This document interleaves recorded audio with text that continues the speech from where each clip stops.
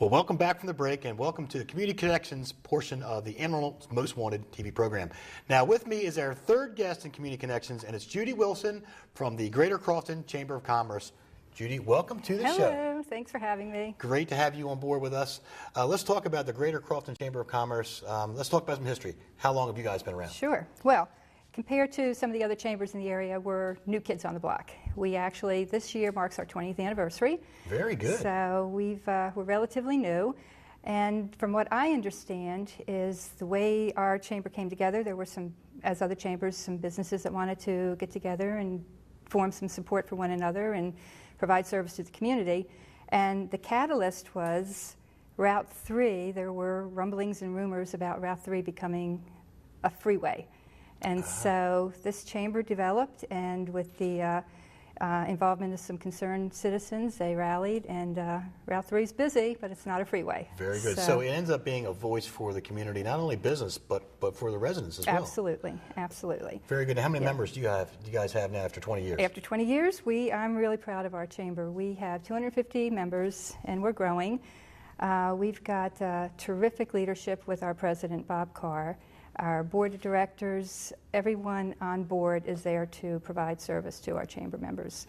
And when a member decides they want to become part of the chamber, that automatically shows you that they have a commitment to the community.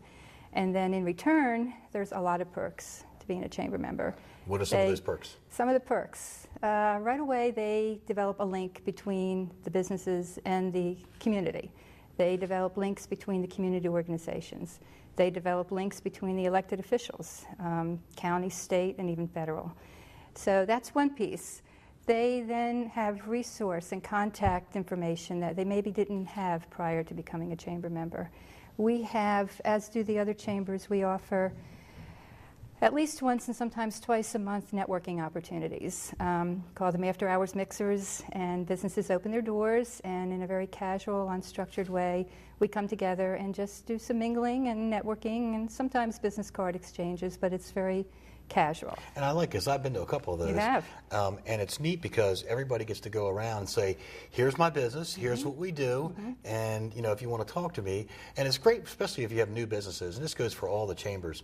If you have a new business and say you need some more signs or you need some things printed up, there's always somebody seems to be there at a mixer that does one of those functions you're looking for. Right. So it's a great way to learn the other businesses and also maybe even get a deal, I guess. Well, we have a member-to-member discount program, and you certainly can get a deal. And what I am noticing is that I don't think it's just specific to Crofton Chamber, but the chamber members are so supportive of one another. If that member doesn't happen to be at that mixer who can provide a service, other members can put them in touch with the right people. It's a very, very caring, nobody's in it for themselves. They're really out there for one another. Great. Now, I have a really stupid question. And I hate to put you on the spot because maybe you don't know the answer, but Greater Crofton. Yes.